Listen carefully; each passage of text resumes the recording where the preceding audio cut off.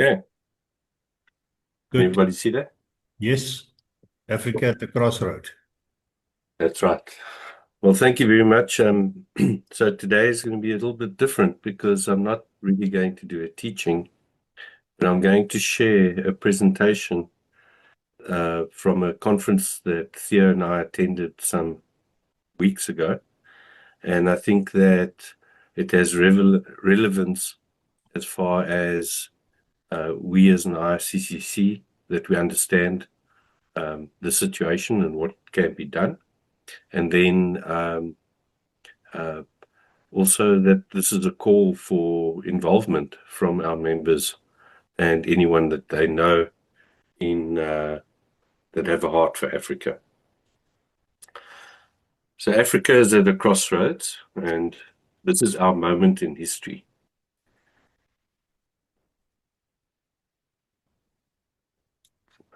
There we go. So there have been turning points in history, and we've had empires from Babylon to Rome. We've got China, we've got the USA today. We've had the Reformation, and we've had 2 world wars, and then the nuclear bomb. But the post-war era, we've had 2 generations of, can I say, relative peace. There have been wars and rumors of wars, but essentially we haven't had any specific huge occurrence that's changed the world as the other examples did. But in 2025, the world is changing fast. Quotes of the last 6 months, and we are seeing some steps now occurring in the Middle East. But Putin says we are 1 step away from World War III. Trump says you are choosing to take the world to World War III. Ray Dalio, who's the founder of Bridgewater, said the international world order is nearing collapse. So the world is changing, and it's changing faster than the Industrial Revolution.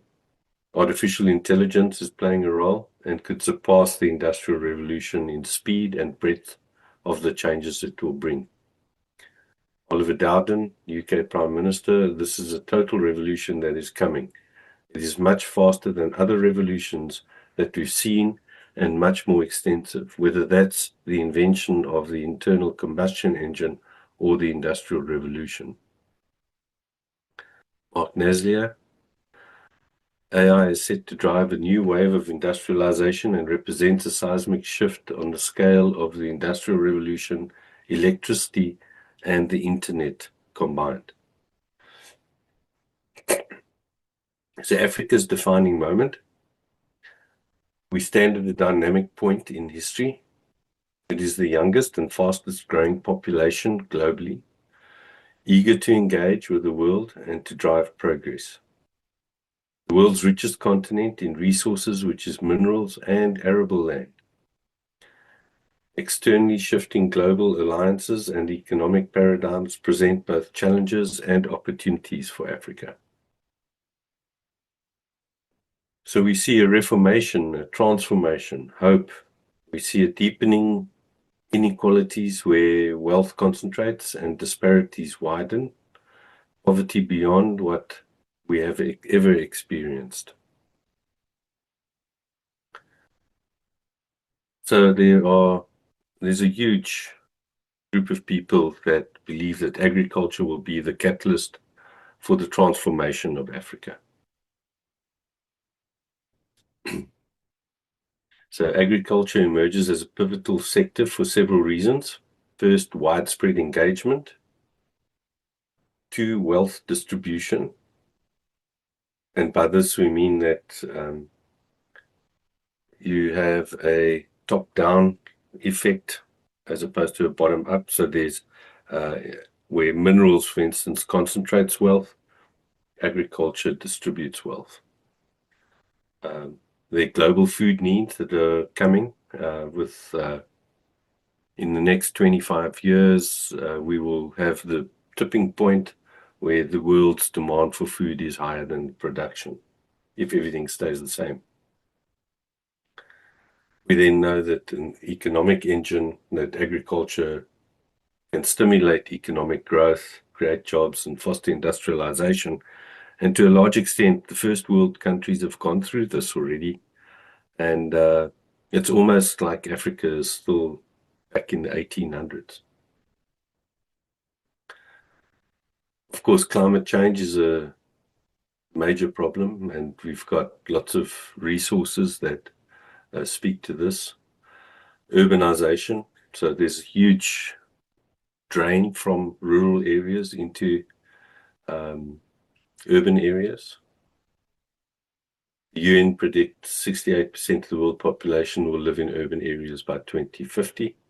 And obviously this means that these millions of smallholder farmers will be giving up going to the city.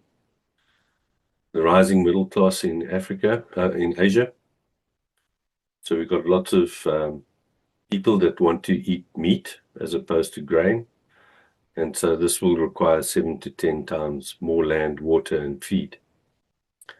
And then all yields are plateauing at the moment, so we're seeing, even though there have been green revolutions, industrialization, and so on, there's nothing that's continuing the increase of yields in world agriculture at the moment.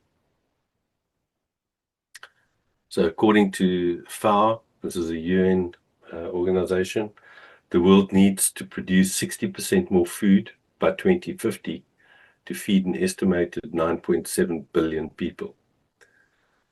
The World Bank says agriculture must become 70% more productive in developing countries to meet growing demand. Global food security is more fragile today than it has been in decades. The World Economic Forum, Africa's agriculture sector could grow from 280 billion to 1 trillion by 2030 with the right investments. That's only in 5 years' time. So what's our position? Approximately 70% of people in Africa and roughly 80% of the continent's poor live in rural areas. As we've pointed out, that is changing quickly. About 874 million hectares of Africa's land is considered suitable for agriculture production. And according to FAO, Africa has 24% of the world's total agriculture land, but produces only around 1 to 2% of the world's total agricultural output. So here's a big opportunity, but also shows how poorly we are utilizing the resources. Only 5% of Africa's arable land is irrigated. This when there's so much water.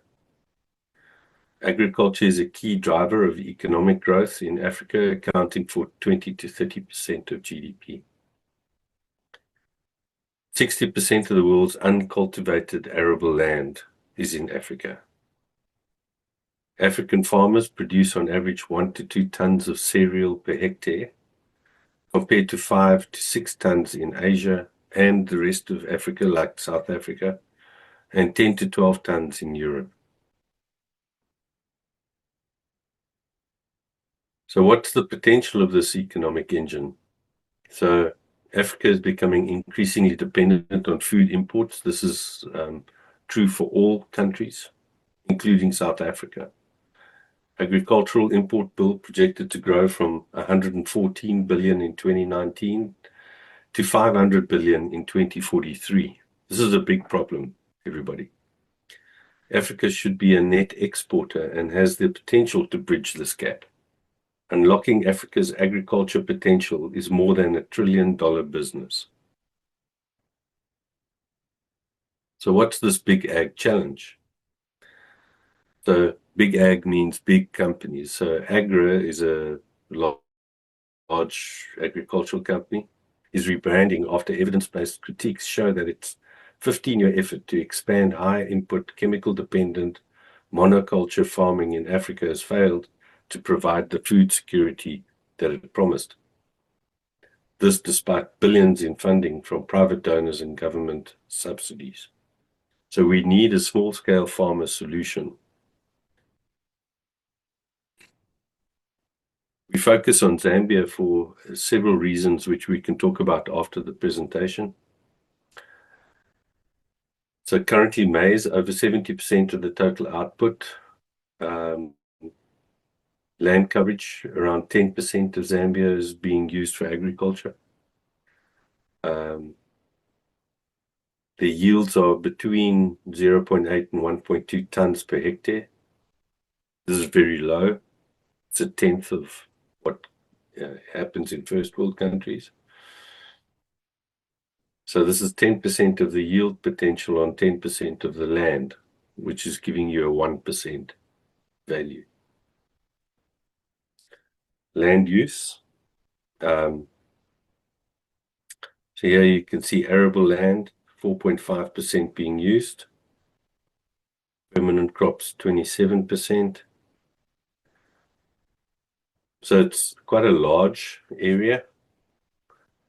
42 million hectares are arable. 5% is dedicated to crop production. Most of it is for livestock.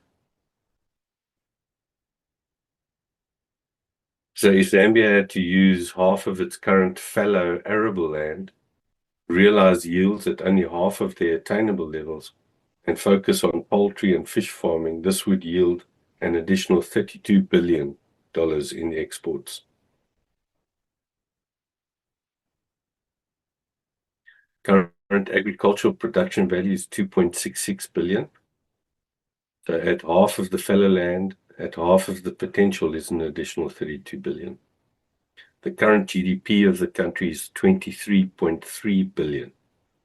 So if GDP with agriculture halved of where it should be, that's 54 billion. So it's doubling the GDP of Zambia. When you compare Zambia to Ukraine, they're very much the same size. But Ukraine's agricultural exports were 27.8 billion. And Zambia could outstrip Ukraine because of the climate and so forth. So what does this all mean? It means improved food security, job creation, economic growth, and poverty reduction. But farming is hard. It's a difficult job. It takes a lot out of you. So the challenge is to go from position to potential. So where are we today and what is the potential? Have we been thinking the wrong way? Most people believe to unlock potential is achieved by unlocking one of the following, which is either product, finance, infrastructure, creating jobs, and technology. But we need to think backwards. The solution in Africa is unlocking its people, and we have many. When the world views Africa, you can see darkness. But we could view Africa in a total different way, in that all these countries fit into the continent of Africa. For it will be like a man going on a journey, called his servants and entrusted them his property. Matthew 25:15. To one he gave 5 talents, to another 2, to another 1, to each according to his ability. So it's time to release Africa. Perhaps not from colonization or tribalism or racism, but of self-perception, to know our position in Jesus. If agriculture is the foundation, unlocking the youth is the power to do it. So at a crossroads, the population indicates the huge swell from age of middle age to youth. And this is a big problem coming along the pike. And I think we know this is true for South Africa also. Our education in Africa is dismal compared to first world countries.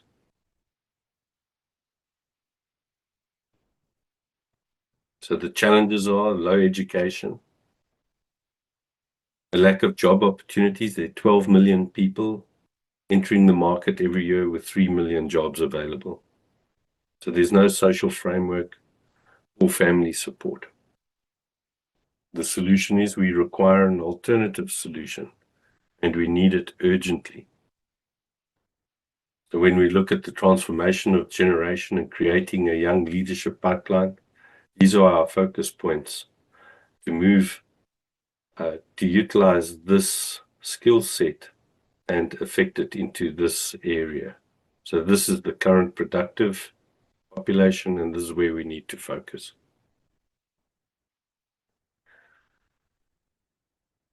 So these are the parties that were represented at this conference: Eagle, Ebenezer, True North Orientation, and the Amara Journey of Hope.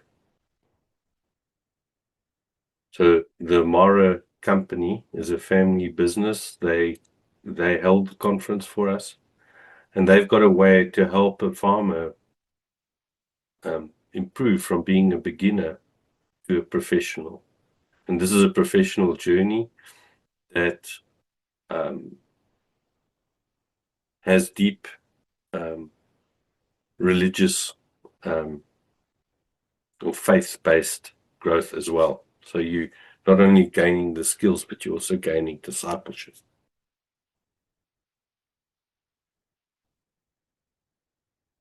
And then they have what they call clubs.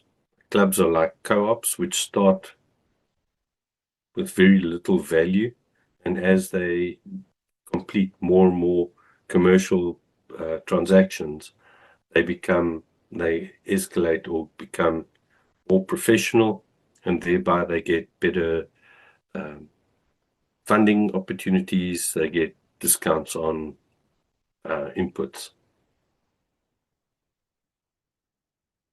And this is how they fit into the value chain. So this is the unlocking of communities here.